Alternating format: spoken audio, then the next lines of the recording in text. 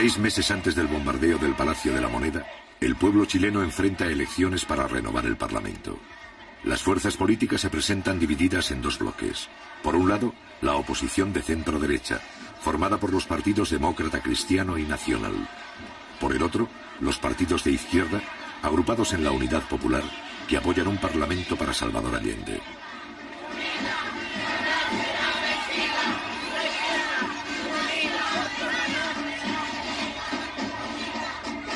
Sincrónico.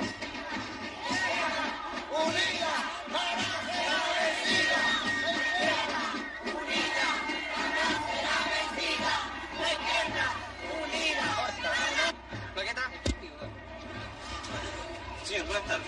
¿Qué opina usted de la selección del domingo? ¿Quién va a ganar? Bueno, yo soy político, así que no opino. Señora, buenas tardes. ¿Qué cree usted que va a ganar el domingo? La oposición tiene que ganar. La oposición. Claro. No, imagínate.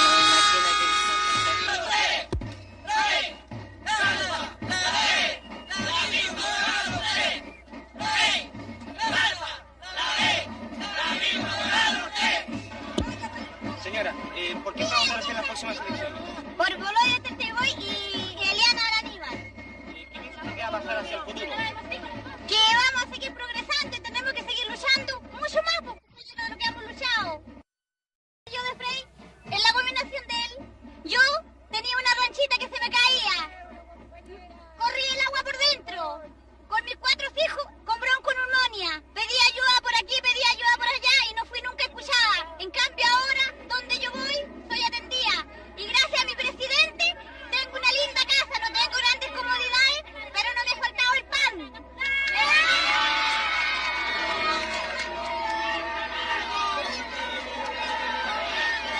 Jurado, el jurado, ningún gobierno haya hecho lo que hizo este gobierno. ¿Quién va a ganar el domingo? Yo creo que la Unidad Popular, porque los trabajadores tienen que decidir el destino de Chile. ¿Qué piensa usted de la democracia cristiana? Yo creo que la democracia cristiana es un partido que siempre han defendido los intereses de su clase, nunca de la clase de los trabajadores. Muchas gracias. Para acá, flaco, al bote con huesillo. Permiso, perdón, compañero. Compañero, ¿quién va a ganar el domingo? No sabría decirle a quién. ¿No sabría decir? No, señor. ¿No tiene idea? No tengo idea. ¿Leo diario usted? Leo yo. ¿Quién va a ganar el domingo? No soy la UP. Yo, 25, el 45. La Unidad Popular va a ganar por una cantidad abrumadora de votos, porque este gobierno de los trabajadores, el gobierno del pueblo, y el pueblo se ha dado cuenta de los beneficios que reporta el socialismo para la ciudadanía entera. ¡Corta! Señor, buenas tardes. ¿Cuál es el porcentaje que le da usted a la Unidad Popular? La verdad de las cosas es que la Unidad Popular va a ganar, porque tiene actualmente, partimos nosotros en el 1970 con 36%. Nosotros ahora actualmente, con todo lo que vemos y la gente que está con el pueblo, que está con el compañero Salvador Allende, nosotros tenemos asegurado desde el 43 para arriba, el 43% para arriba. Señora, buenas tardes. ¿Quién va a votar? Yo voy a votar por Boloya Teteboy y Eliana Araníbal. ¿Qué porcentaje usted le da a la Unidad Popular? Más del 40%. ¿Qué piensa usted del desabastecimiento? Yo no creo que haya desabastecimiento porque yo todavía no bajo ni medio kilo.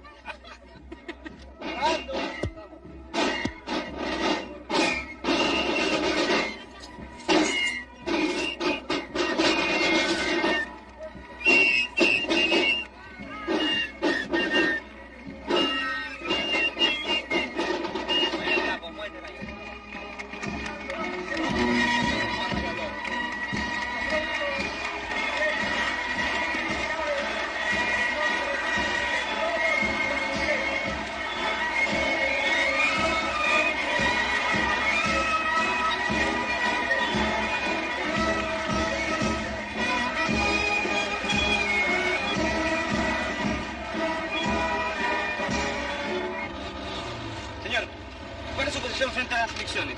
Que la Unidad Popular saca menos del 20%. ¿Qué piensa usted para adelante?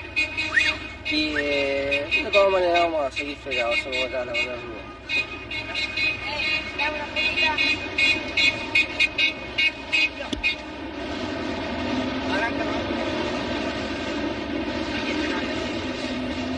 ¿Cuál es su posición frente a las elecciones? Tranquilo, casi. ¿Cuál es su posición frente a las elecciones del domingo? De todas maneras, el triunfo de la oposición, el Partido Nacional sobre todo. ¿Qué piensa usted para el futuro? Que Chile tiene que ser surgido con en libertad y en democracia. Señor, buenas tardes. ¿Cuál es su posición frente a las elecciones del domingo? Yo creo que es un plebiscito y que el domingo Chile va a decidir si quiere marxismo o quiere libertad. ¿Qué piensa usted para el futuro? Hacia adelante, más allá de las elecciones. Pienso que la única solución es cambiar este gobierno, ¿Usted cree en el camino a las elecciones o por otro camino? el camino de las elecciones. Muchas gracias. Bien, sigamos. Señor, buenas tardes. ¿Cuál es su posición frente a las elecciones del domingo? Que...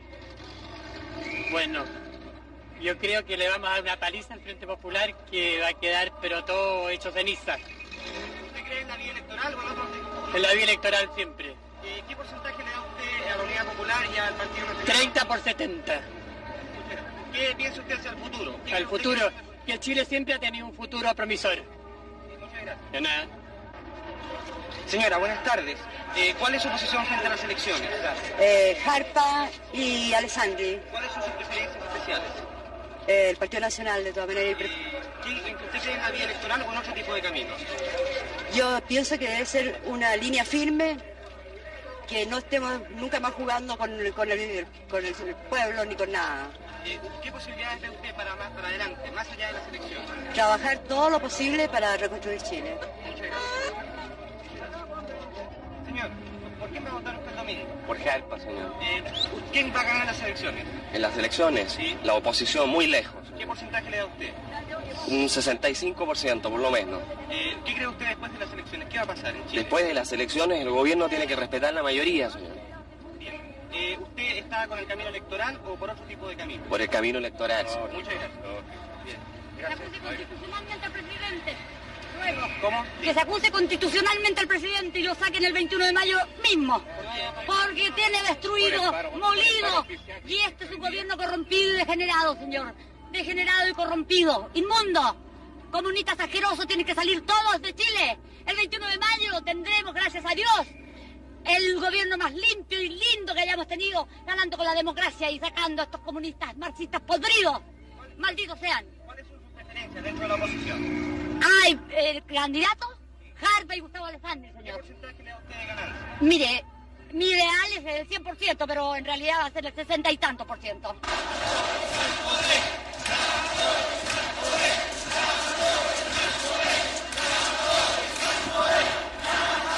Compañero, ¿qué opina usted de cuál es su posición frente a las elecciones del domingo? Para mí que viene la Unidad Popular. Y los momios que salen a enterrar. Porque ganaremos con la Unidad Popular. Aquí, en cualquier parte ganaremos. Y los momios que se mueran. Compañera, ¿cuál es su posición frente a las elecciones del domingo? Luchar combativamente para sacar una gran mayoría. Entonces nosotros que tenemos la película clara y que nos damos cuenta de que la única manera de conseguir el poder, que ya lo tenemos el gobierno, ahora nos interesa ganar la Cámara de Diputados y la Cámara de Senadores. En el fondo significa tener un poco más de poder para la clase, un poco más de poder.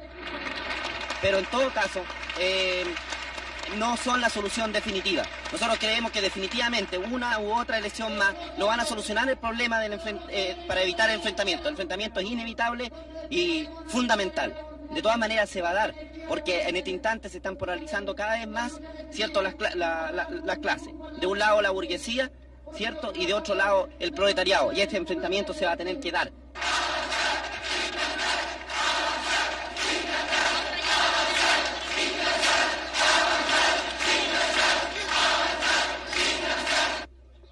Como es habitual, las Fuerzas Armadas garantizan el orden durante las elecciones. La oposición vota confiada en el triunfo. Con los 2/3 en el Parlamento, podrá destituir al presidente Allende mediante una acusación constitucional. Para ello, necesita más del 60% de los votos. Para la Unidad Popular, esta es la primera votación con todas las fuerzas oponentes desde el triunfo presidencial de 1970. Es también la oportunidad para medir su fuerza electoral al cabo de 2 años y medio de boicot económico impulsado por Washington y la oposición interna. El domingo 4 de marzo, a las 8 de la mañana, la votación ha comenzado. Sí. Señora, buenas tardes. Buenas tardes. Somos de Canal 13, estamos haciendo una entrevista en el edificio. Sí. Queríamos saber cuáles son sus preferencias y quién cree usted que va a ganar. Perdone que la moleste. No, ninguna molestia. A mí me gusta Balta, yo voté por él. ¿Votó por Balta? Sí. ¿Y qué porcentaje cree usted que va a ganar la CODE? ¿Si quiere pasar? Ya, porque hay poca luz, con permiso. Pase. Señor, buenas tardes. Somos de Canal 13, estamos haciendo una entrevista. Sí. Queremos saber quién es ¿por qué porcentaje va a ganar la CODE? Yo no tengo idea, no voto yo. ¿No voto? No. ¿No tiene ninguna preferencia? No, nada. Muchas gracias. ¿Usted votó por Balta? ¿No cuenta? ¿A qué hora votó usted? ¿Votó por Jarta? Por Jarta. ¿A qué hora votó usted? A las 11 de la mañana. ¿En qué común? Niño, al Estadio Nacional. ¿Y qué le parece a usted el acto de hoy día? ¿Qué impresión tiene? Regio, lo encuentro estupendo y pienso que la democracia va a triunfar. ¿Qué cree usted que va a pasar hacia el futuro, para adelante? Bueno, hay que arreglar todo y vamos a reconstruir Chile. ¿Usted piensa que hay que destituir al presidente o seguir el camino de... No, eso no lo puedo decir, pero encuentro que todo se tiene que arreglar porque si no podemos seguir. ¿Qué le parece a usted la constitución que hubo aquí de Jarta hace 2 días? Fantástica, yo estaba mirando acá. ¿Le llamó en especial la atención esa constitución? Claro, mucha gente, mucho entusiasmo y mucho orden. Bueno, y encuentro que estuvo estupendo y que vamos a ganar de todas maneras. Dígame, ¿usted qué opina de la alianza con la democracia cristiana? Bueno, la encuentro regia, muy bien. ¿Le parece muy bien? ¿Usted cómodo con esa alianza? Sí, me siento muy cómoda porque encuentro que con eso todo se arregla, ¿me entiendes? Muchísimas gracias. Muchas gracias. A las 5 de la tarde comienzan a ser conocidos los primeros resultados. En el recuento de los votos participan representantes de todos los partidos políticos. El ministro del Interior, general Carlos Prats, asegura las máximas garantías de limpieza para todos los sectores. Sin embargo, antes de concluirse el recuento, algunos medios proclaman el triunfo de los partidos opositores. Omiten que más del 40% de los votos son de la izquierda, y la oposición, que nunca dudó de su victoria, sale a la calle a festejar el supuesto fin de la Unidad Popular.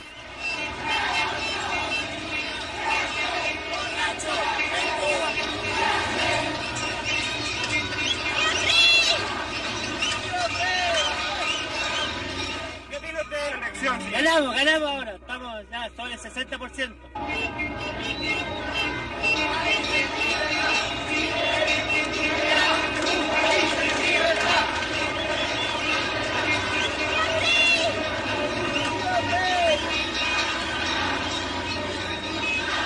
Señora, ¿qué opina usted del acto eleccionario de hoy? Fenómeno, teníamos que ganar de todas maneras. Señor, ¿qué opina usted del acto Bonito, Frey, argentino, estoy feliz con que haya ganado Frey, pero muy bien. Una felicidad inmensa.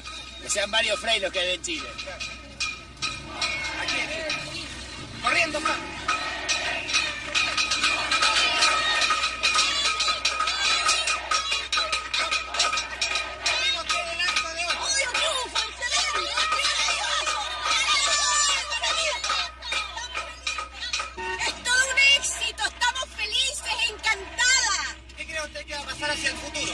Plebiscito y vamos a ganar las elecciones. El señor Allende se va a tener que ir inmediatamente a este país. ¿Usted está por la Constitución Constitucional? Lógico. De todas maneras, hasta luego.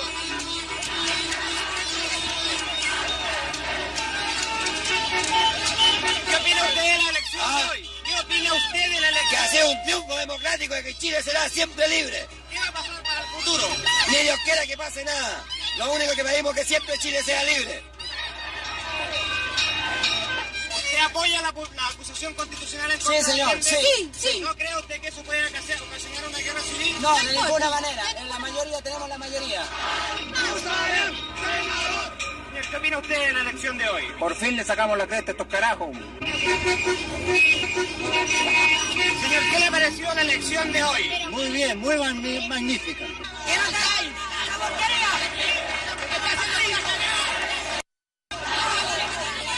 Perdóname que te diga yo, es una cosa macanuda, una cosa esplendorosa. La UP se fue a la porquería, por no decir otra cosa. Perdóname que te lo diga. ¿Cuál era su candidato preferido? ¡Frey! ¡Jerusalén! ¡Senador! Yo soy Alfonso Carrasco Cerda, presidente de los jubilados del Banco de Chile. Considero que hemos defendido la democracia y la libertad en Chile. Muchas gracias. ¿Me gustaría agregar algo más? Sí. Saludo a toda la gente que ha contribuido a liberar a nuestro país.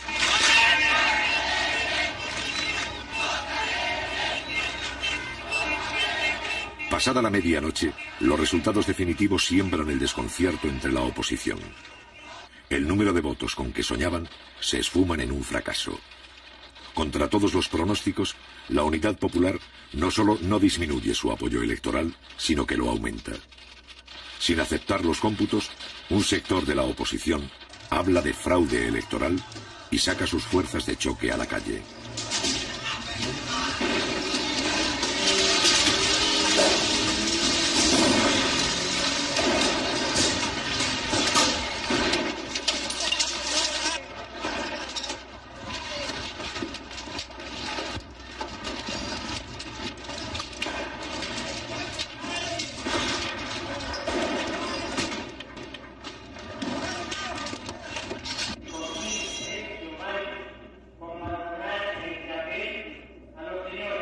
Días más tarde, el Tribunal Calificador de Elecciones, controlado por la oposición, se ve en la obligación de confirmar los resultados oficiales. Los partidos oponentes quedan muy lejos de los 2 tercios con que soñaban para poder destituir a Salvador Allende.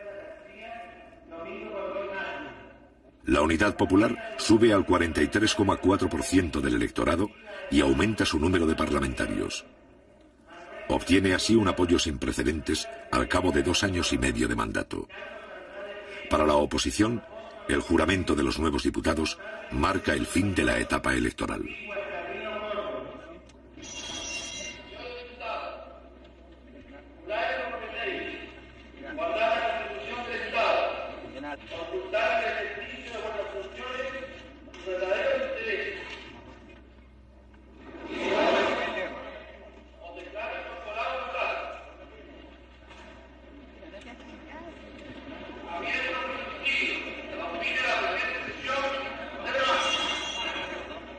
De ahora en adelante, la Casa Blanca y la oposición chilena comprenden que los mecanismos de la democracia representativa ya no les sirven. Los votos que obtiene la coalición de gobierno demuestran que en Chile los anhelos de cambio social no han retrocedido, a pesar de los millones de dólares que ha invertido el gobierno norteamericano. Después de marzo, la estrategia de la oposición democrática será paradójicamente la estrategia del golpe de Estado.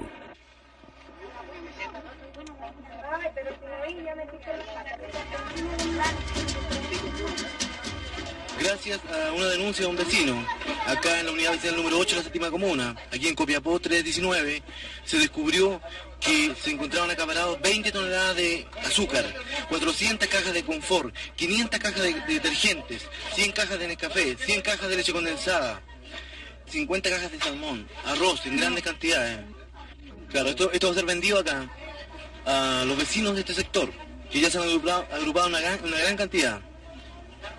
Seguramente esta venta va a durar aproximadamente unos 3 días. El gobierno fortalece las JAP o juntas de a los vecinos de este sector, que ya se han agrupado una gran cantidad.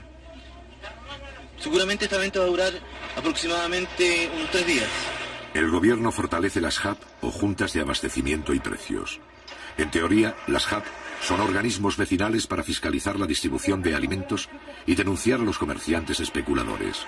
Cuando las JAP descubren un acaparamiento, el gobierno interviene el negocio y pone a la venta los productos. En el almacén de Lirquén de la señora Rufina Moreno Díaz, comienzo. Se ha encontrado la siguiente mercadería: 310 paquetes de té, 2 cajones de 350, alimento para niños 53 cajas,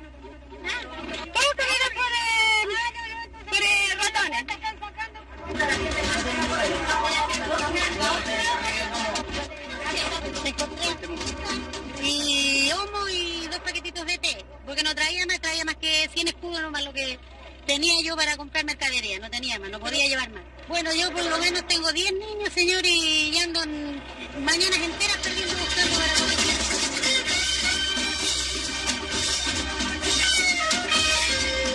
Hay que derrotar el mercado negro, hay que sacarle la cresta a estos gallos. Aquí hay que llegar y cerrarles un negocio, meterlo en la cárcel. Eso realmente debe hacer para que entonces toda esta gente agarre miedo y no pueda seguir especulando.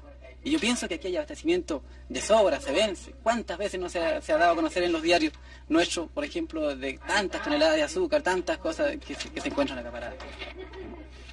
En el mes de marzo hay 3.000 HAP en todo Chile. En algunos casos, las HAP adoptan la tarjeta de racionamiento para mejorar la distribución y eliminar a los especuladores. ¿Cuál es la tarjeta? A ver, una muestra. Esta es la tarjeta de racionamiento, ¿ves? Yo tengo 14 raciones. Aquí te dan 2 calugas de caldo, así hay 4 calugas cuando llegan, ¿ves? O si acaso llega más, dan más. Igual todas esas cosas, el café, la leche, todas esas cosas son racionadas. ¿Pero a usted le alcanza con eso? Sí, nos alcanza, y si no nos alcanza, lo hacemos alcanzar comprando otras cosas, otros artículos. Vamos a buscar la verdura que compró. Los principales objetivos de la oposición y del bloqueo norteamericano son desarticular la entrega de alimentos, agotar los stocks de reserva y sabotear las siembras para aumentar la escasez de productos de primera necesidad. Sigamos por aquí. En parte, estos problemas se superan con organización. ¿Aceite hay, señora? Mire, están despasando el aceite, no sé si hoy día habrá, pero yo saqué hace 3 días atrás el aceite. ¿Le gustaría decirle algo más a otras compañeras de otras provincias? Nosotros estamos haciendo una película. Yo al menos aguantaría todo lo que pasa para que en el futuro esté mejor, por lo menos mis hijos, así que no alcanzo yo. Estoy conforme con este gobierno. ¿Le gustaría hacer algo más? No, nada más, pues. Gracias por la entrevista.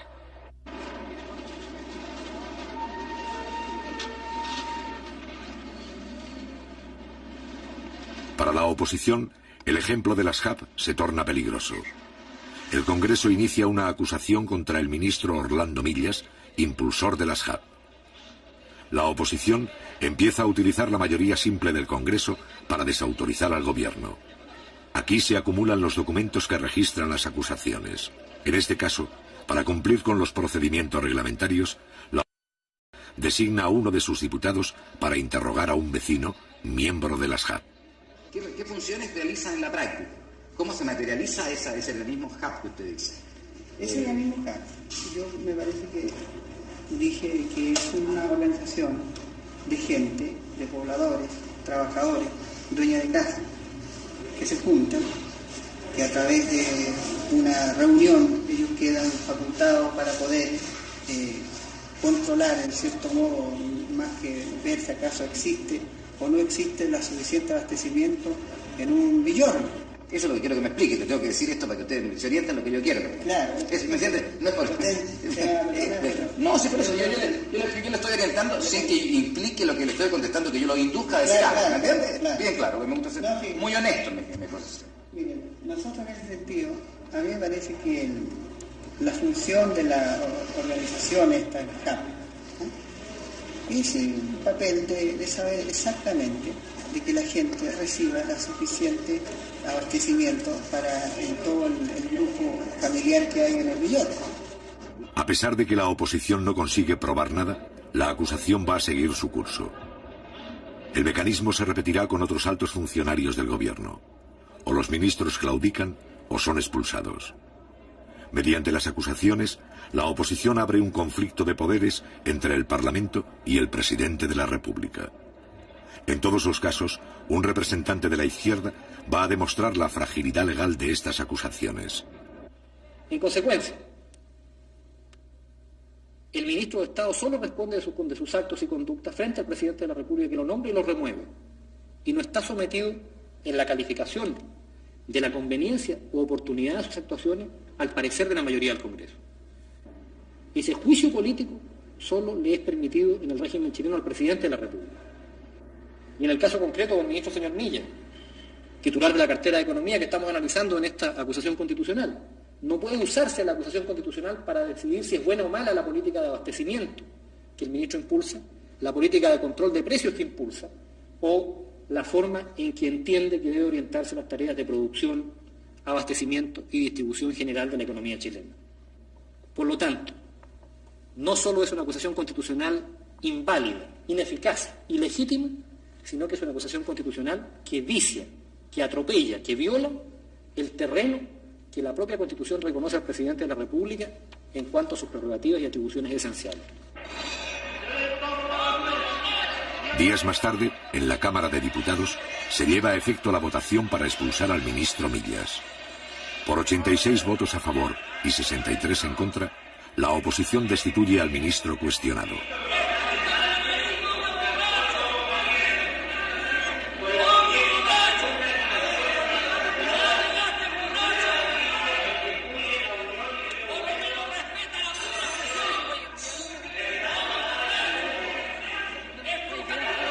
En un periodo de 3 meses, la oposición destituye 2 intendentes y 7 ministros de Allende, es decir, un alto funcionario de la Unidad Popular cada 10 días. Y por cierto, que ellos rechazan que nosotros usemos las leyes que ellos tuvieron en sus manos y que las emplearon contra el pueblo. Y cuando nosotros lo hacemos para defender el gobierno legítimo y el avance de los trabajadores, nace entonces la actitud de resistencia de estos sectores que tienen todas las garantías, repito, de la realidad que vive nuestro país. Y este es un gobierno que no es socialista, es un gobierno popular, democrático, nacional, revolucionario, que debe cumplir un programa para abrir lo más amplio y rápidamente el camino al socialismo y a la transformación de nuestra sociedad.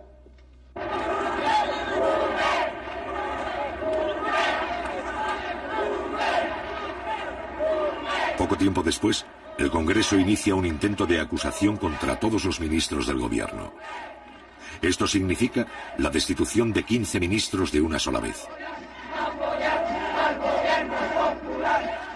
Sin embargo, la presión popular hace retroceder a un sector de la oposición y la maniobra fracasa.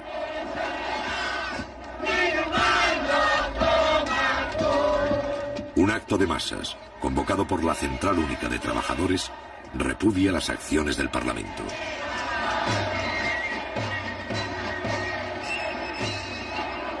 Y la derecha es la que siempre ha estado atornillando al revés. Siempre es la que ha estado incitando que nosotros derroquemos al gobierno, pero eso no va a suceder nunca, porque los trabajadores elegimos ese gobierno y ese gobierno va a seguir porque es de nosotros y lo defenderemos hasta con nuestras vidas, sea como se sea. Si ellos quieren sacarlo a la calle, allá en la calle saldremos, y si hay que luchar, sabremos luchar como trabajadores conscientes que somos en defensa de nuestra democracia de trabajadores.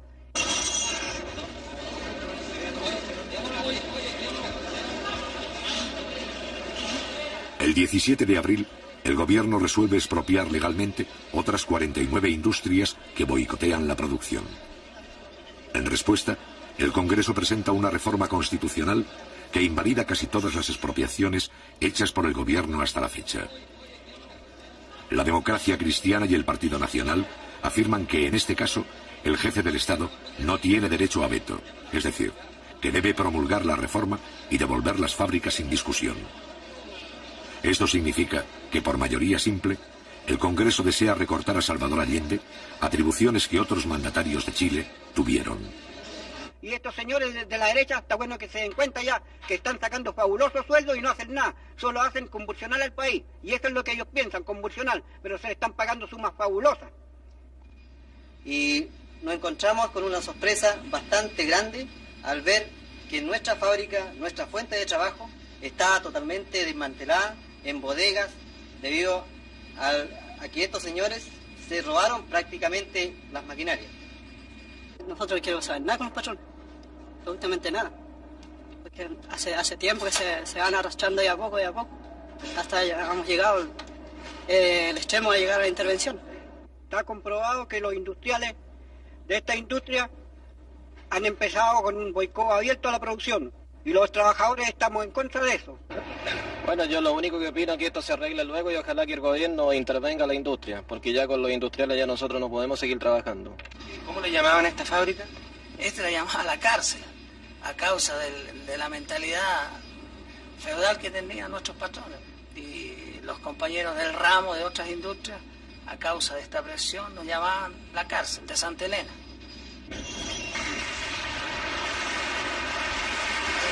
El 23 de mayo, Eduardo Frei, demócrata cristiano y expresidente de Chile, es elegido jefe del Senado.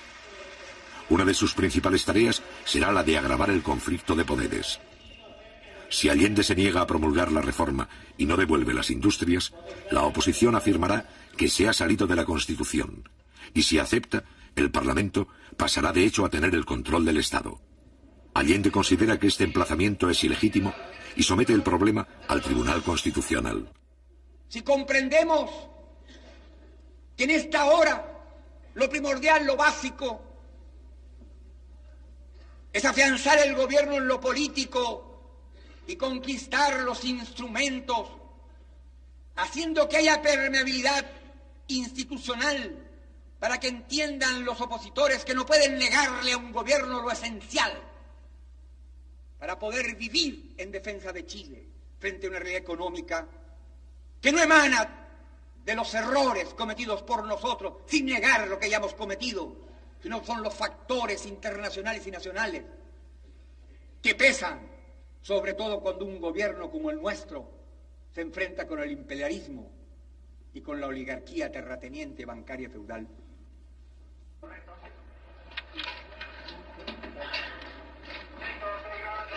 Los señores diputados que rechacen la proposición les ruego levantar la mano.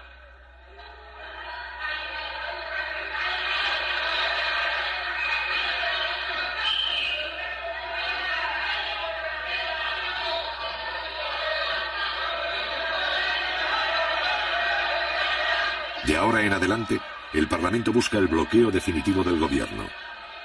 En los meses de abril, mayo y junio, el Congreso declara el boicot contra toda iniciativa de la Unidad Popular. Resultado de la votación. Por la afirmativa 52 votos, por la negativa 81. Queda rechazada la proposición formulada por el Ejecutivo.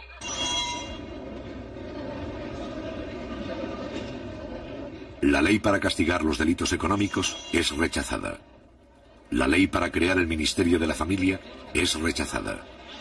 La ley de reajustes y salarios para los trabajadores es aplazada y luego despachada sin financiamiento. La ley para regular la participación de los obreros en las fábricas es rechazada. La ley para crear el Ministerio del Mar es rechazada. La ley para formar las empresas de autogestión es rechazada. En el transcurso de algunos meses, otros 20 proyectos de ley son desfinanciados.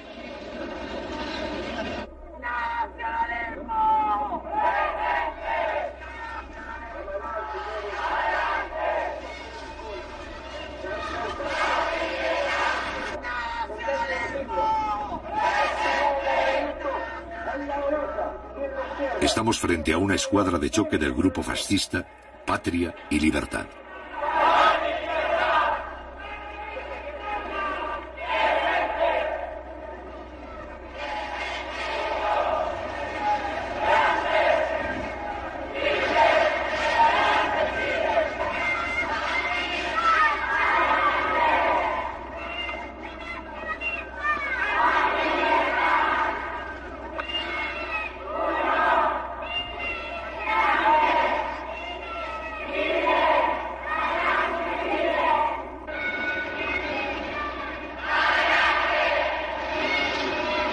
El conflicto institucional por sí solo no es suficiente para justificar un golpe de Estado. También es necesario provocar la violencia y el caos social. Este es el objetivo principal de esta organización. Patria y Libertad constituye una ínfima porción del movimiento de masas de la derecha, pero su ideología fascista gravita sobre algunos partidos opositores y las Fuerzas Armadas.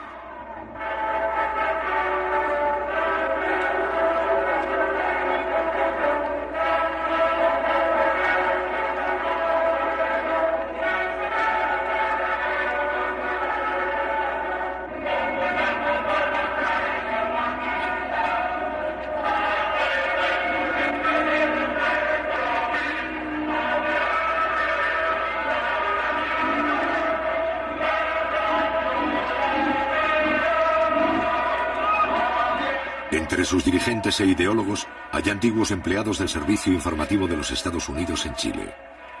Sus mecenas son las grandes organizaciones patronales, la Sociedad Nacional de Agricultura y la Sociedad de Fomento Fabril. Pero la gran ayuda proviene del Departamento de Estado norteamericano. En 1974, algunos exfuncionarios de ese departamento revelan que en este periodo la CIA mantiene 40 agentes de primera clase en Chile, muchos de ellos instructores de Patria y Libertad.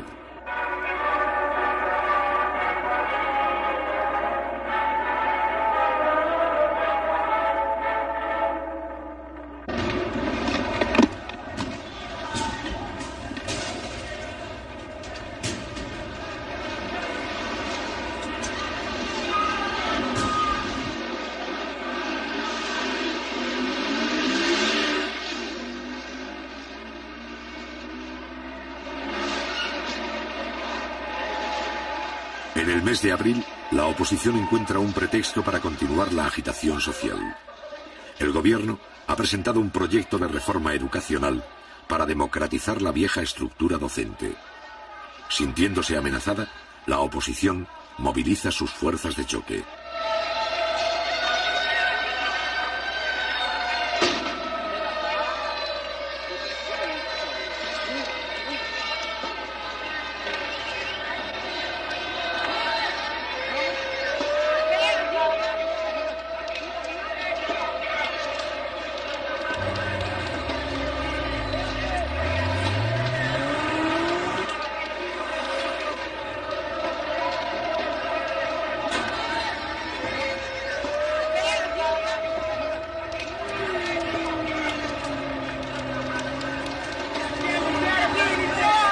Por primera vez en Chile, una cantidad apreciable de estudiantes se deja instrumentalizar por las clases más privilegiadas. Los partidos opositores, los profesionales, los gremios de comerciantes respaldan el desorden callejero.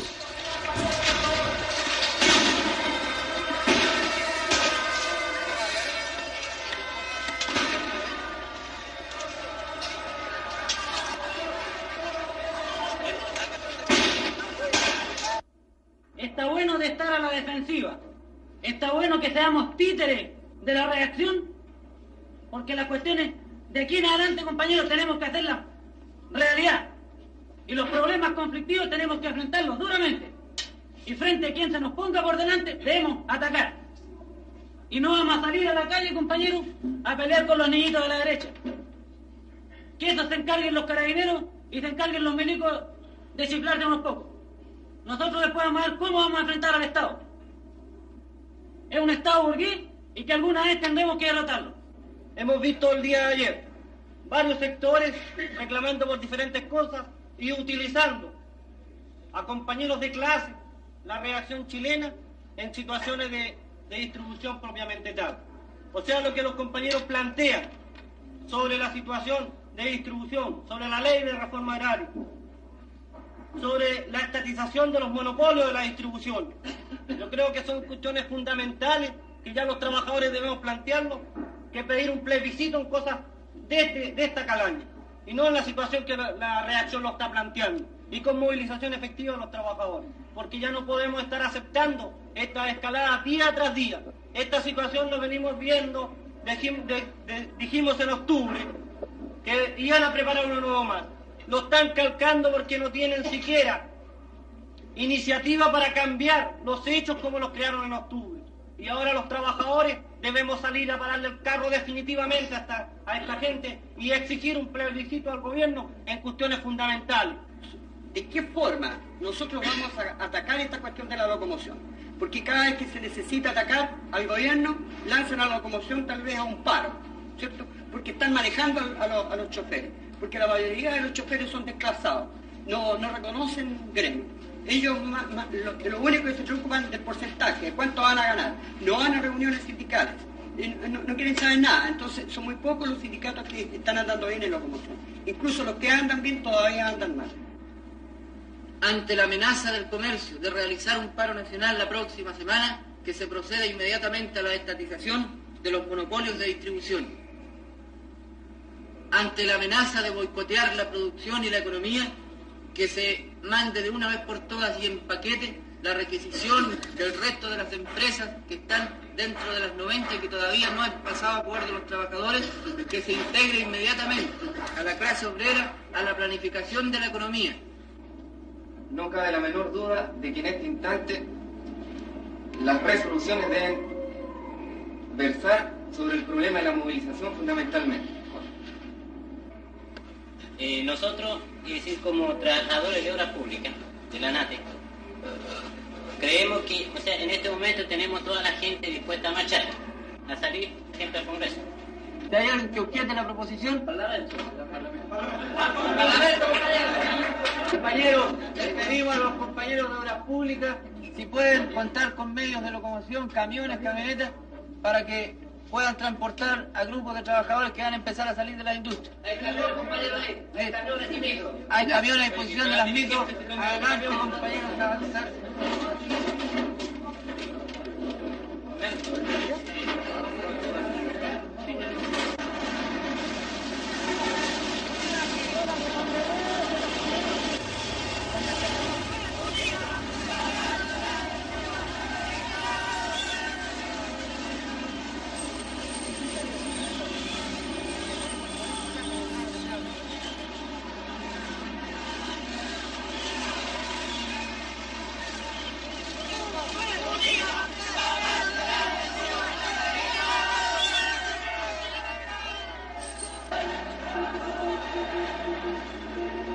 El 27 de abril, la Central Única de Trabajadores convoca un acto de masas en apoyo del gobierno. Mediante la presencia de los obreros, se trata de impedir que las calles de Santiago continúen en poder de los agitadores de la oposición.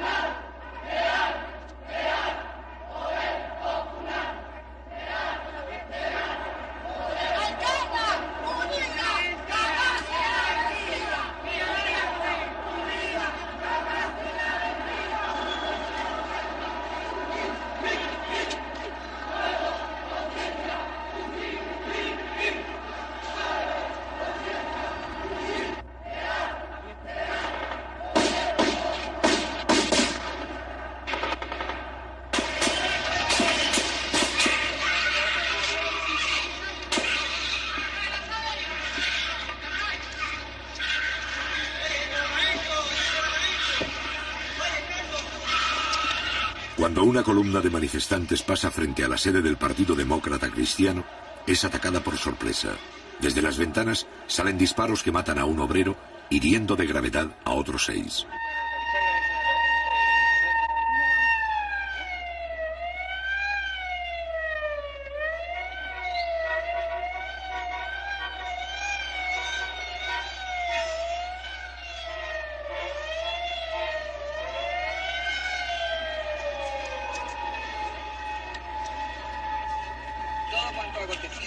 de responsabilidad de la gente que nos vino a provocar.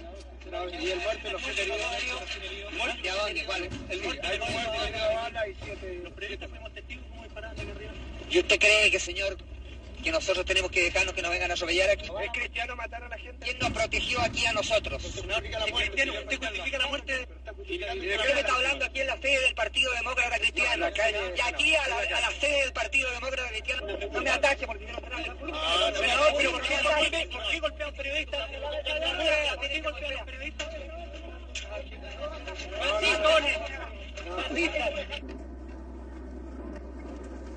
¿Y cómo fue? ¿De dónde? ¿Cómo dispararon? ¿A qué hora? No está claro, eso está entregado a la investigación del tribunal. Pero en todo caso, eso es de disposición del magistrado. El magistrado el que manda aquí. En este caso, la policía y todo lo que es de orden público está al servicio del magistrado, al servicio del tribunal. Eso es lo que dispone el Código de Procedimiento Penal. La influencia de los grupos violentos se hace evidente en el Partido Demócrata Cristiano.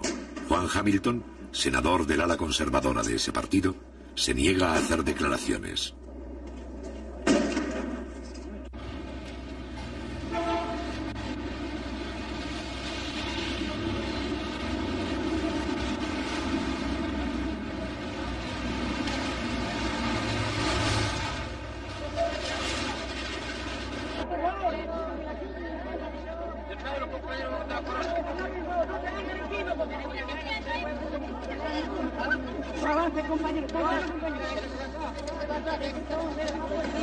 Momento de silencio, por favor, compañeros. Tranquilicen los ánimos.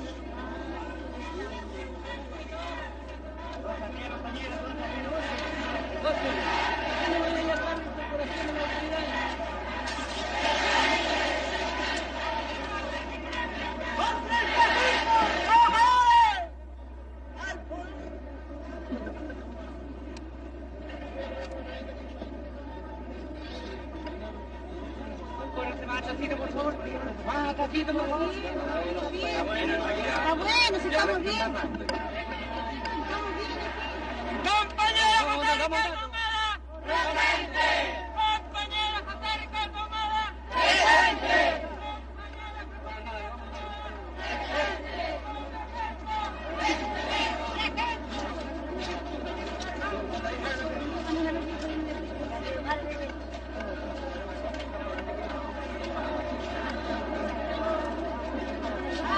Por favor, no empujen, compañero, por favor, no empujen.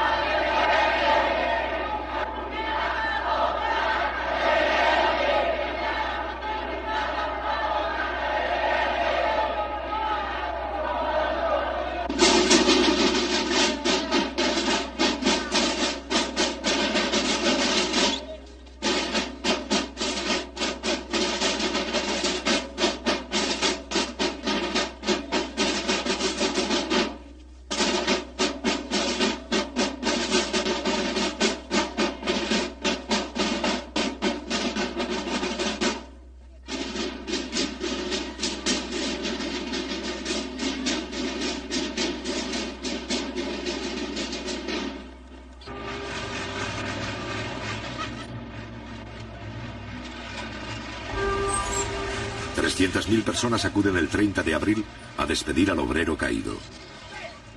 Considerando que todavía no están dadas las condiciones, la oposición da por terminada esta fase de agitación callejera.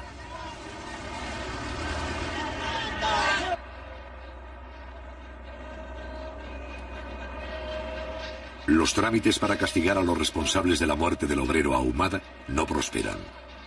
La justicia actúa con manifiesta lentitud. La Corte Suprema, de hecho, asegura la impunidad de los culpables.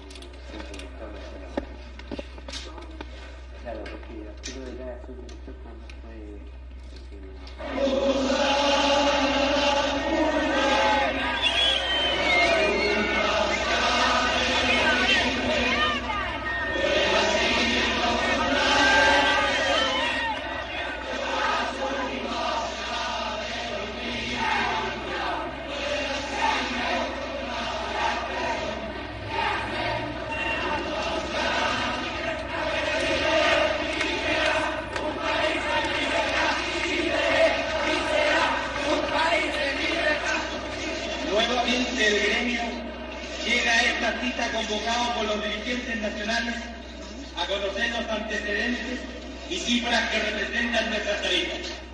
En primer lugar, hará uso de la palabra el presidente de la Confederación Nacional de Taxibuses y Microbuses de Chile, Ernesto Cisterna Solís.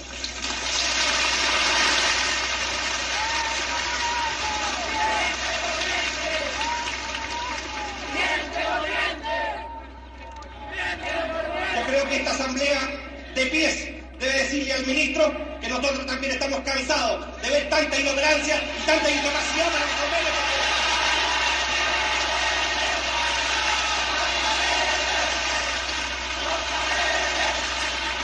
Durante los 3 años de la Unidad Popular, el Instituto Americano para el Desarrollo del Sindicalismo Libre, financiado indirectamente por la CIA, orienta su trabajo hacia los gremios chilenos.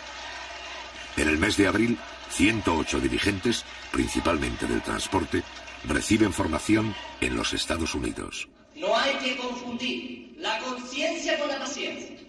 Que no queremos política ni con las tarifas ni con el gremio, pero que necesitamos subsistir. Nosotros tenemos que defender nuestros intereses y para eso pelear como un solo hombre, pero con nuestra directiva nacional y salir a la calle de tal manera que nos vean, que se sienta la fuerza de un gremio del rodado con valentía, con fervor, pero por sobre todas las cosas como chilenos y con dignidad, colega.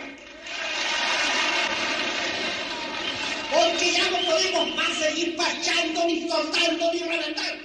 Ya las máquinas envejecieron y envejecen también las espaldas curvadas de tantos empresarios que a través de tanta generación, sino que se trata de llenar las ollas, de poder subsistir, de poder resistir, de poder salvar esta actividad, porque con ella estamos salvando el trabajo de millones de personas que tienen fe y confianza que este hombre de trabajo, este transportista maltratado, este sí que está construyendo a Chile, este sí que es un revolucionario, este sí que es una parte positiva. Carlos nos indica que ha llegado el momento que el rodado chileno completo, sin distinción de unos y en otros, en una sola plataforma de lucha, planteemos este paro nacional.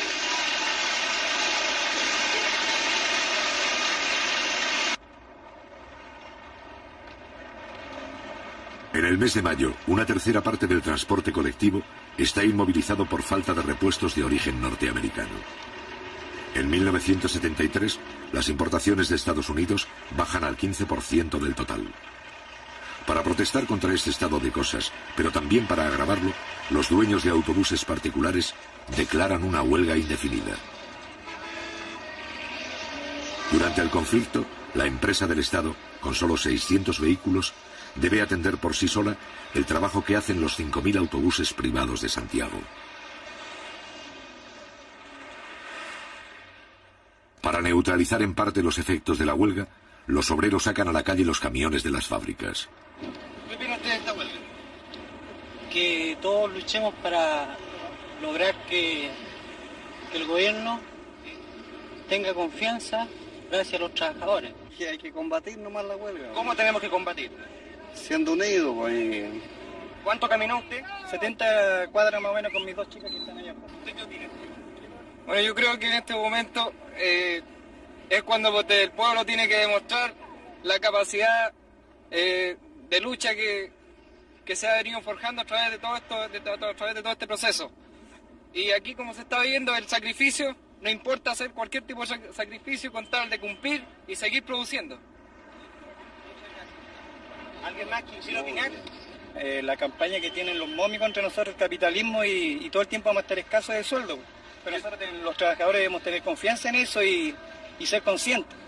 ¿Qué opina usted? Mire, en realidad yo pienso que en mi calidad de estudiante se está al país paralizando de cualquier manera y por cualquier medio. Con el fin de hacer frente a un eventual paro de todo el transporte, se crea el MOPARE, Movimiento Patriótico de Recuperación, que agrupa a los transportistas de izquierda. Por su adhesión al presidente Allende, sufren atentados y sabotajes en nombre de la solidaridad gremial.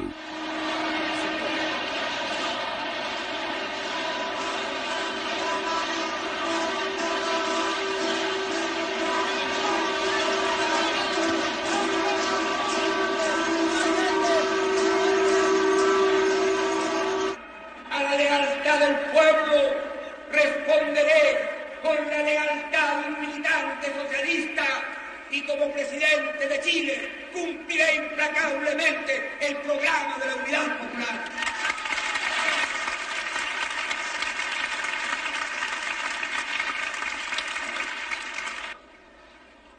Necesitamos una mejor y un mayor control en la distribución de los productos.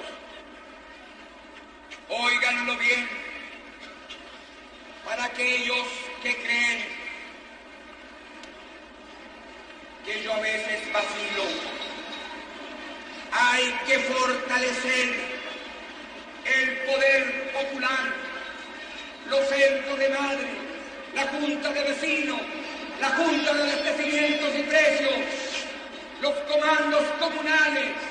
Hay que fortalecerlos, hay que fortalecer los cordones industriales, pero no como fuerzas paralelas al gobierno, sino como fuerzas populares, junto a la fuerza del gobierno de usted, el gobierno popular.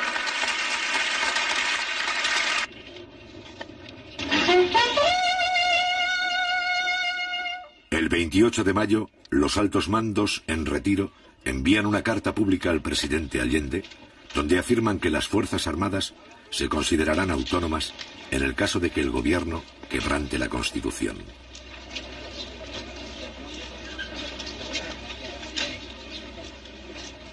Un poco antes, los altos mandos se habían pronunciado en contra del proyecto de reforma de la enseñanza. En esa ocasión, el contraalmirante Ismael Huerta declara: no podemos aceptar que los futuros soldados lleguen a los cuarteles convertidos en marxistas. Desde 1950, más de 4.000 oficiales han cursado adiestramiento en los Estados Unidos y en la zona del Canal de Panamá. Durante los 2 años y medio del gobierno de Allende, han recibido del Pentágono $45 millones en ayuda militar, es decir, más de 1/3 de toda la ayuda conseguida en los últimos 20 años.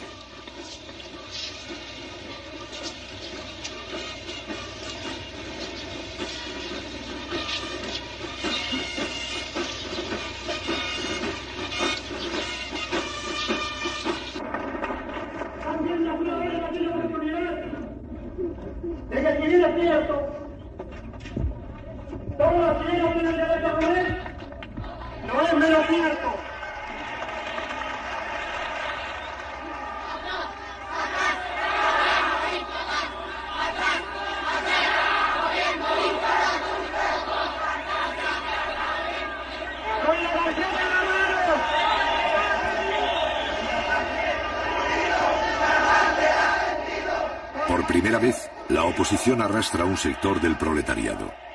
En la mina El Teniente, 80 kilómetros al sur de Santiago, una parte de los trabajadores se declara en huelga por causas económicas. Tradicionalmente bien pagados, los mineros del cobre son la aristocracia obrera de Chile. Para la oposición, el objetivo del conflicto es paralizar la mina. Un 20% de las divisas de Chile se producen aquí. Compañeros trabajadores, además de Canal 13 de televisión, se encuentra con nosotros la televisión francesa.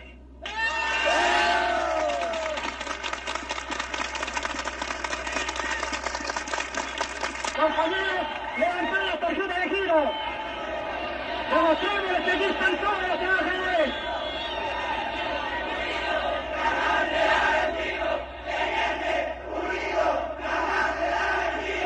Primero, solucionemos los problemas de los trabajadores del Teniente. Y si queda plata, podremos solucionar todos los problemas que hay a través del país. Pero primero están nuestros representados y después el resto del país. Eso nomás y muchas gracias.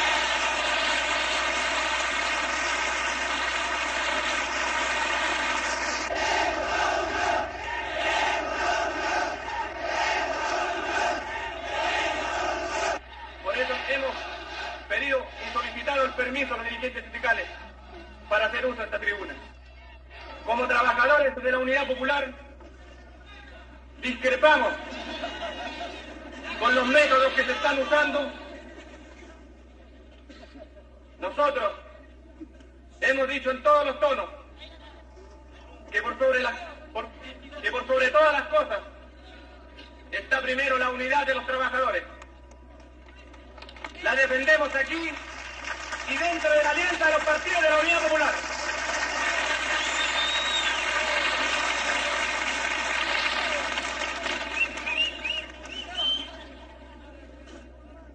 Ustedes se preguntarán por qué estamos aquí.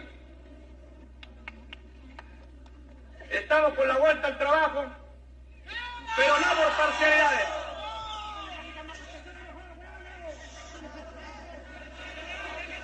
Compañeros, estamos por la vuelta al trabajo.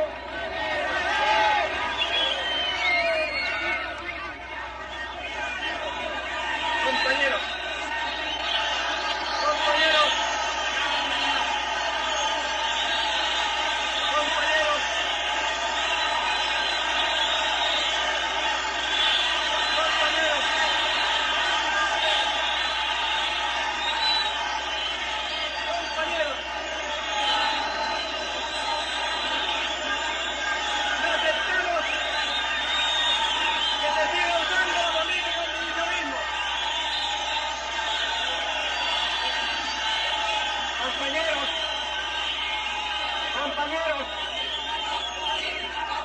compañeros.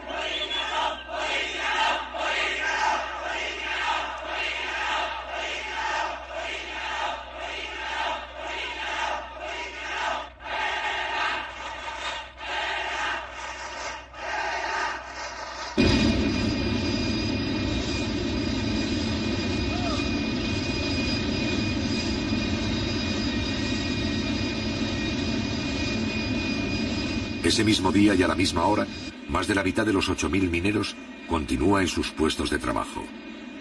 La mayoría de ellos cumple horas extras para mantener en funcionamiento las faenas básicas de la mina.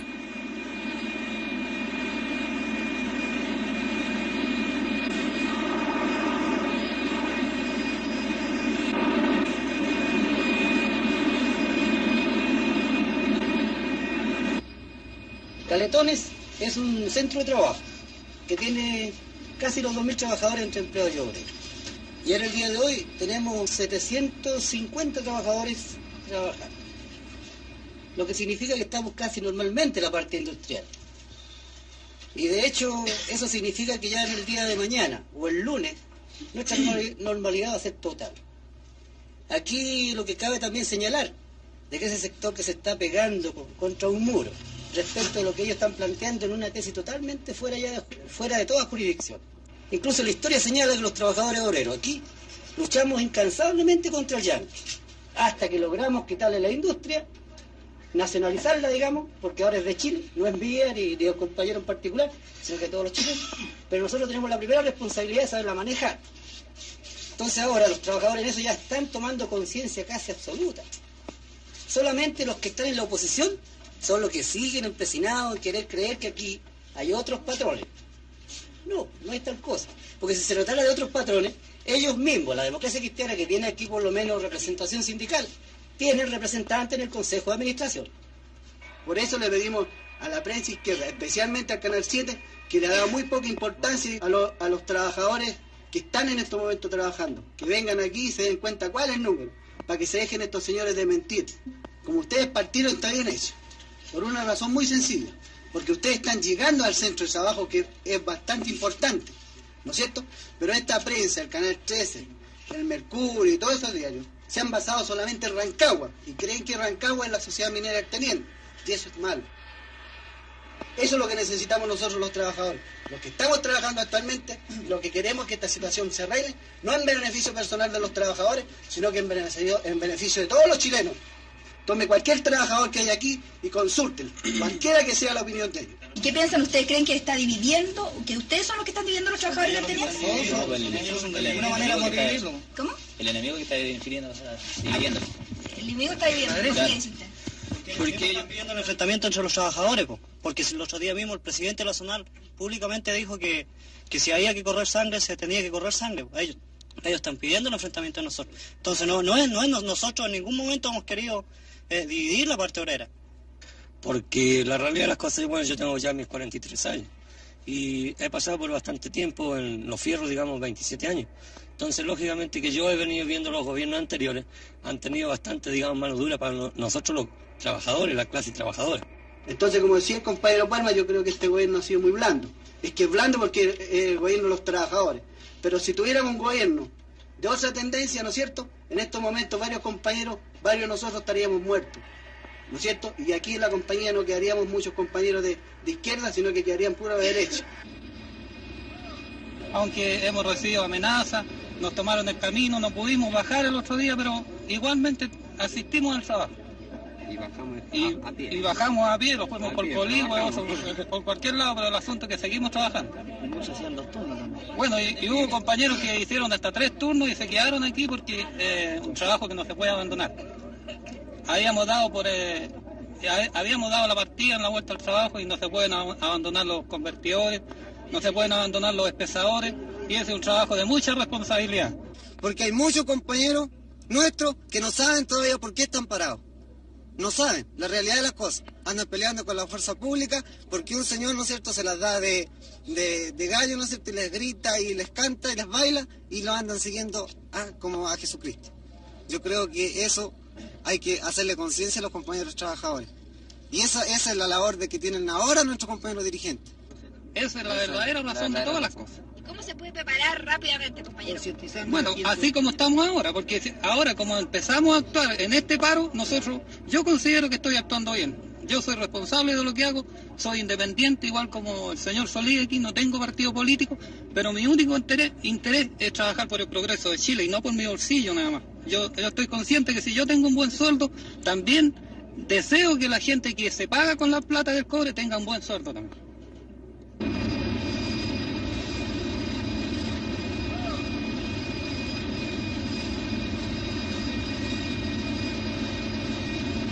Hoy día ya han salido más de 400, turno de 3 a 11 han salido más de 300, así que ya se está normalizando todo esto. La asistencia de obreros al trabajo sube al 61% el día 7 de mayo. Los trenes de la mina funcionan día y noche.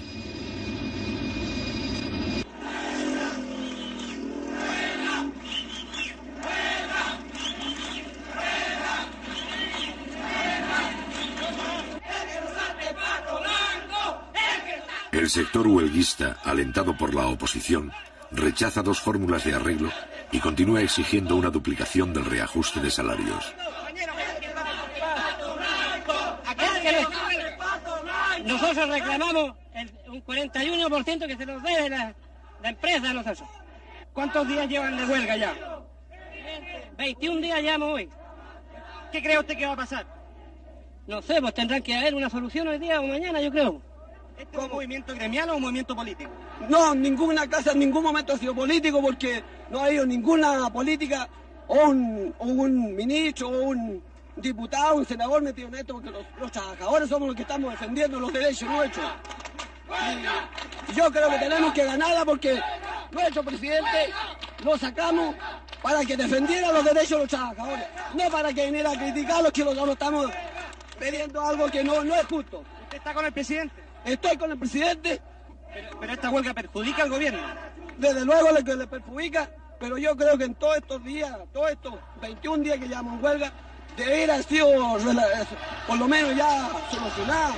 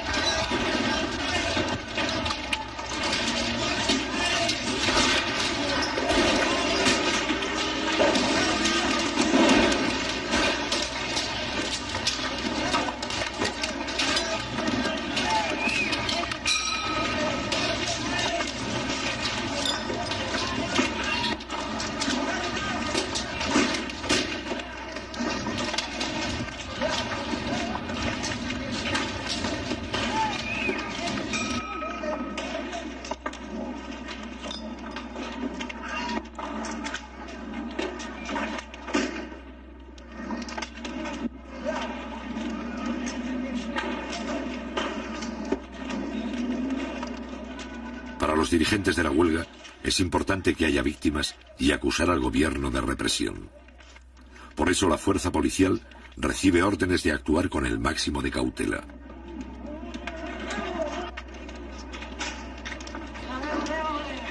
Como a pesar de las pedradas los carabineros retroceden, se produce un desconcierto. Mientras unos buscan continuar la pelea, otros piensan que es mejor apoderarse de las oficinas de la empresa minera. Hablé con el intendente y con el oficial. Vámonos a la empresa. Pero no, vamos para aquí. Yo fui a la intendencia a hablar con los trabajadores porque no queremos que mueran. ¿Quiénes representan a los trabajadores? ¿Ustedes o los dirigentes? Nosotros. Ahí están los dirigentes. ¿Por qué no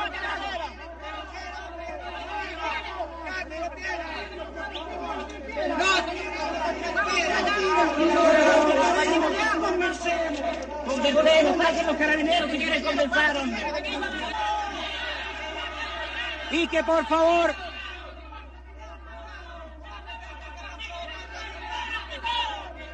y también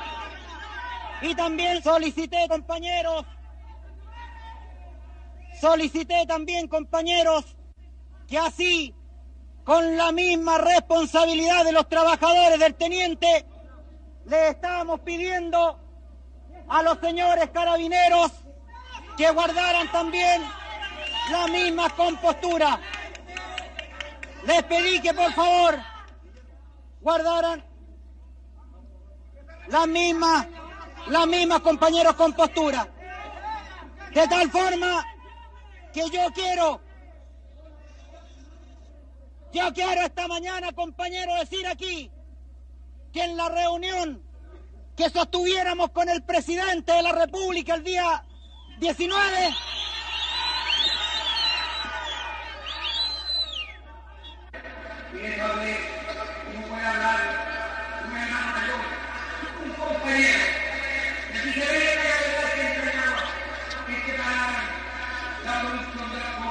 cuando necesitamos divisa, cuando no tenemos el financiamiento necesario, cuando estamos amenazados de no poder cumplir los compromisos esenciales. En ese instante, sobre todo ahora cuando el precio del cobre ha alcanzado niveles satisfactorios, en ese momento se paraliza el teniente, se llega a niveles extraordinarios de operación.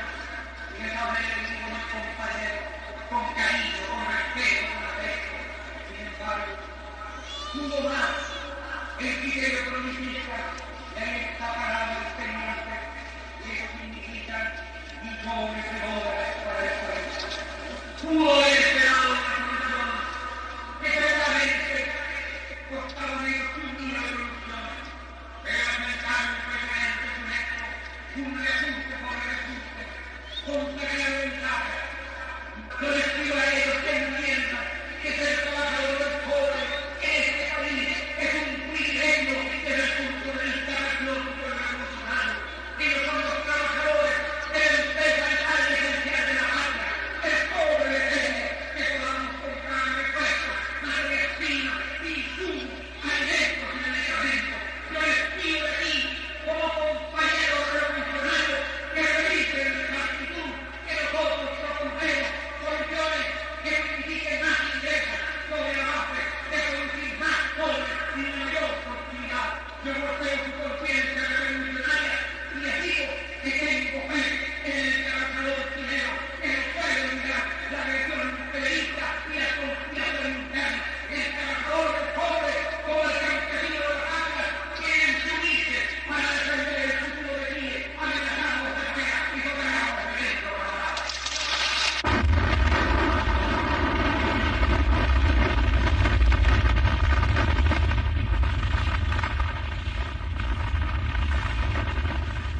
En la mina de Chuquicamata, el 16 de mayo, los trabajadores rechazan un paro en solidaridad con el teniente. En la mina El Salvador ocurre lo mismo. La oposición fracasa en su intento de ampliar la huelga a las otras minas de cobre.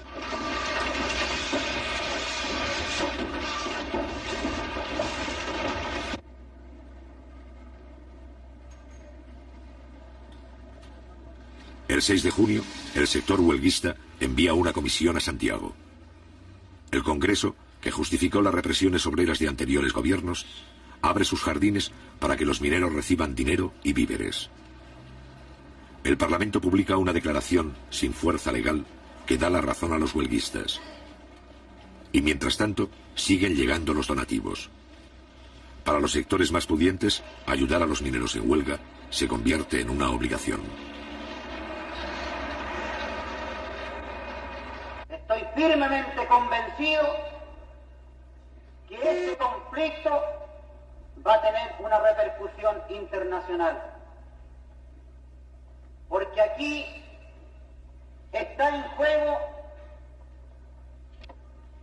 la firmeza de los trabajadores para defender su conquista. Y por otro lado está la posición del Supremo Gobierno, que hasta estos instantes ha hecho oídos sordos para solucionar este problema. Y el único culpable de esta prolongación de 37 días de huelga tiene nombre y tiene apellido. Esto es producto de la incapacidad de los ministros de Minería, del Trabajo y de los funcionarios de Codelco.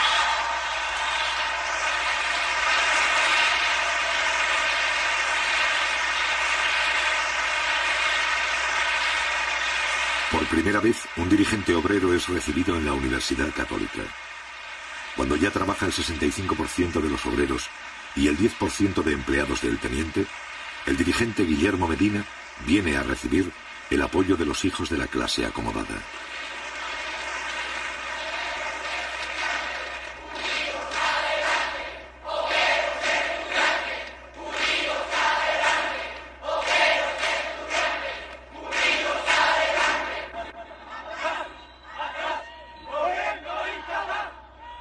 Los estudiantes de la Universidad Católica se convierten en los principales agitadores del paro.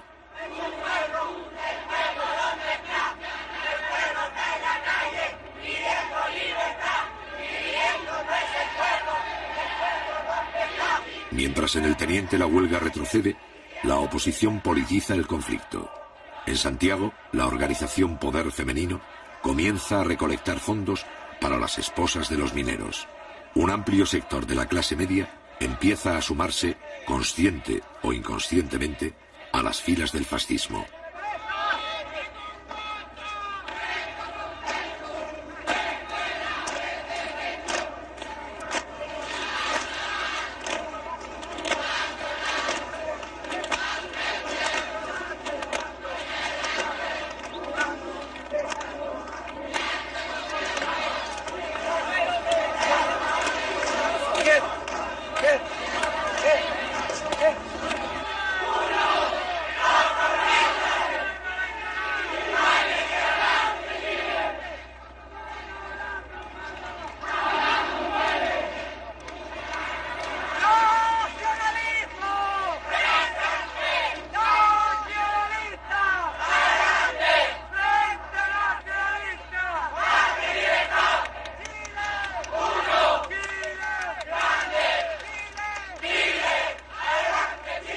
Al mismo tiempo, en la ciudad minera de Rancagua, se declaran en paro comerciantes, profesionales y transportistas, solidarizándose con los huelguistas.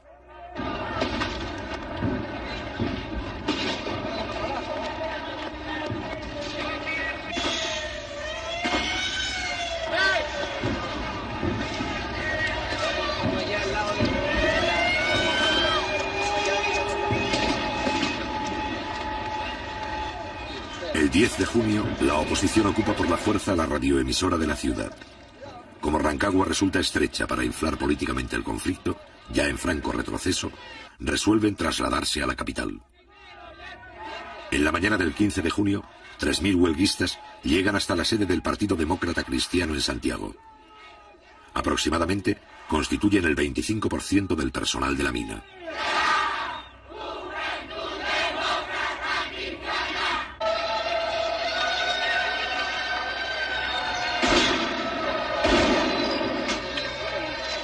La oposición saca sus grupos de choque.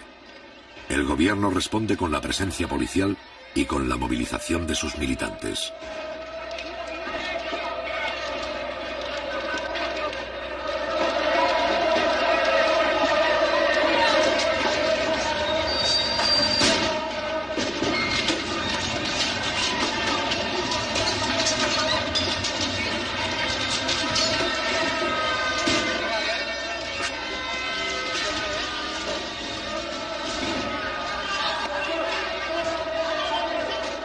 Brigadas de obreros colaboran con la fuerza pública para imponer el orden.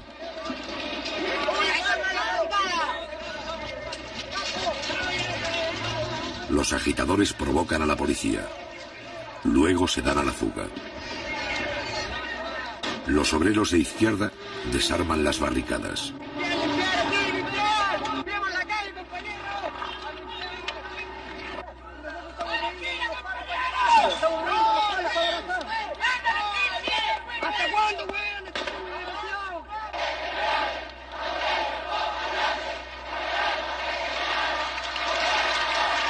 Al mediodía, los simpatizantes de la Unidad Popular se congregan frente al Palacio de la Moneda. La batalla callejera se prolongará hasta la noche.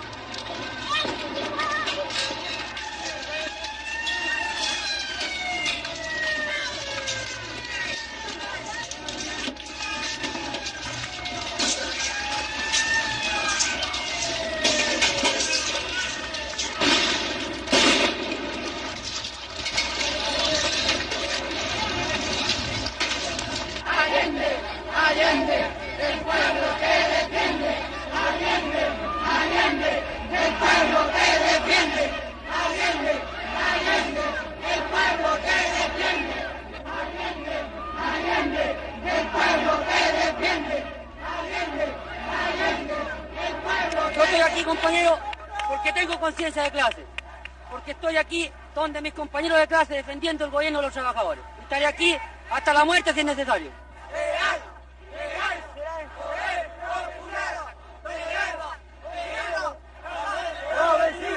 La izquierda unida, la vencida. Compañero, yo estoy aquí a las 7 de la mañana, compañero, por una convicción primero. Soy padre de 12 hijos. Sé claramente que esta lucha de este gobierno no es para mí. Son pocos los días que me quedan de lucha y de sacrificio. Es para mis hijos. Aquí lo que defendemos nosotros es el poder constitucional. Estamos contra el fascismo. Estamos con el gobierno popular. Y porque creemos que es una lucha justa la que se está dando en este momento, venimos a defender la posición de todos los trabajadores a través de estos movimientos. No queremos que por un grupo de privilegiados como son los mineros del teniente, este gobierno vaya a tener problemas.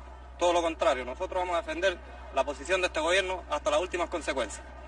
Compañera, ¿por qué está usted aquí? Bueno, porque soy chilena y tengo que defender el gobierno de Allende porque es mi gobierno, el gobierno del pueblo. Creo que al fascismo ya no se le va a aguantar más, nada más. Hay que pararlo de una vez por todas y ya está bueno de la cera ya. Eso es lo que el pueblo pide. Usted donde vaya pide lo mismo, compañero. Que basta, esos zánganos se están ganando la plata de balde ahí en el Congreso, compañero. Sí, eso es la opinión de todos los trabajadores, de toda la gente en las poblaciones, compañero. Y mano dura contra los especuladores. Que saquen el delito económico para que de una vez por todas podamos combatir y encarcelar a los sinvergüenzas y acaparadores, compañero. ¿Te gustaría decir algo más a los otros trabajadores que hay aquí? Está bien con lo que he dicho, compañero.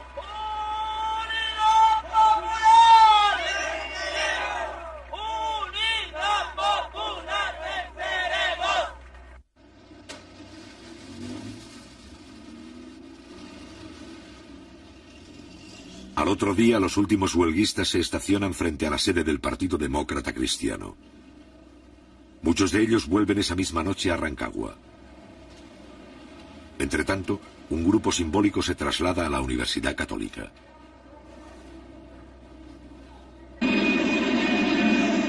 En el teniente, el 93% del personal ha vuelto a su trabajo.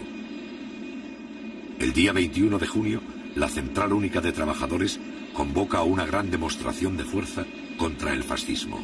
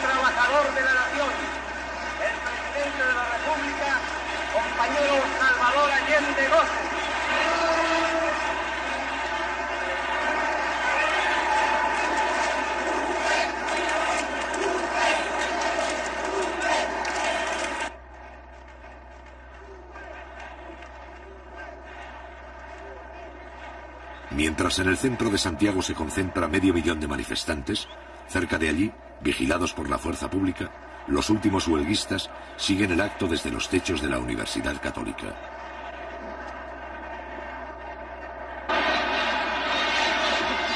Sostengo que nunca en nuestra historia hubo un acto de la magnitud y del contenido de este. Ha habido que innovar en todos los métodos para poder tener siquiera y aproximadamente una dimensión de la extraordinaria, combativa y enorme multitud que llena las calles Moneda, Agustina, Amunátegui, Ahumada, Morandé, Huérfano, Teatino, gran parte de Alameda, y todavía no ha podido llegar la columna que partía de Tajamar, al igual que la de Vicuña Maquena. Jamás en la historia de Chile el pueblo estuvo más combativo y presente. Aquí se siente la historia. Aquí estamos afianzando nuestro derecho a construir un porvenir de justicia y libertad, de abrirnos paso hacia el socialismo.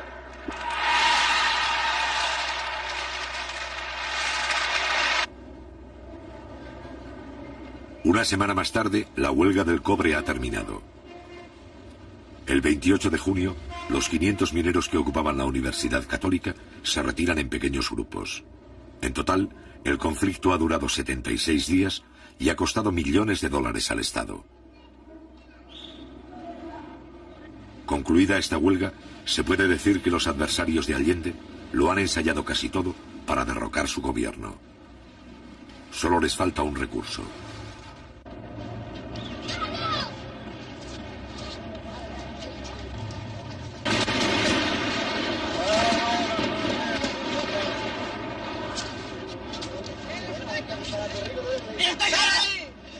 Al otro día, el 29 de junio a las 9:10 de la mañana, el regimiento blindado número 2 ataca el Palacio de la Moneda con 6 tanques y algunos vehículos de transporte.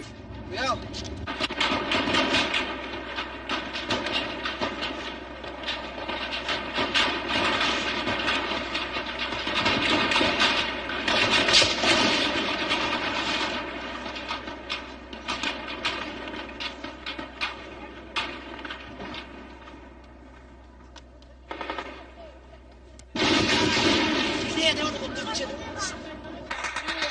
A las 9:30, el Parlamento, el Poder Judicial y los partidos opositores guardan silencio.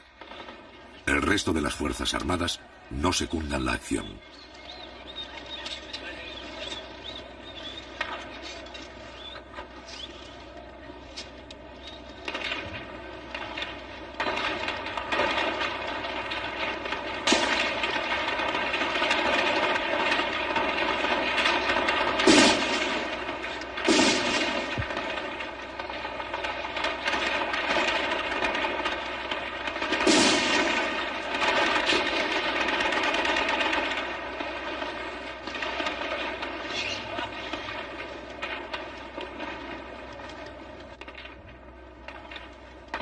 Un poco más tarde, Leonardo Henriksen, camarógrafo argentino, filma su último plano.